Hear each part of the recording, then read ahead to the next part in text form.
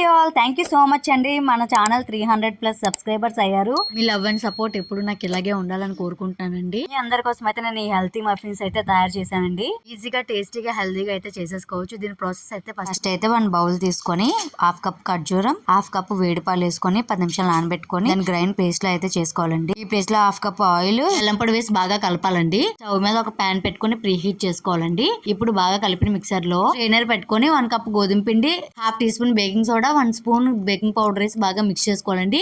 ఈ బ్యాటర్ ని పాలేసుకొని కొద్ది మంచిగా ఇలా మిక్స్ చేసుకోవాలి. ఇప్పుడు నేను మీషో నుంచి అయితే మౌల్స్ తెప్పించానండి, కప్ కేక్ మౌల్స్. నేను దీనికోసం డీటెయిల్ గా వేరే షార్ట్ లో చెప్తాను. దీనికి ఆయిల్ అది అప్లై చేసుకొని ఈ బ్యాటర్ అయితే ఇందులో వేసేసుకోవాలి. పైన డ్రై ఫ్రూట్స్ పొడితోని చేసుకొని మనం 15 మినిట్స్ బేక్ చేసుకుంటే ఎంతో టేస్టీ మఫిన్స్ అయితే రెడీ అండి. ఖచ్చితంగా ట్రై చేయండి, చాలా హెల్దీ. కామెంట్ చేయండి ట్రై చేసిన తర్వాత. అండ్ వీడియో కానీ నచ్చినట్టయితే లైక్ చేయండి, షేర్ చేయండి, సబ్స్క్రైబ్ చేయండి. Thank you for watching.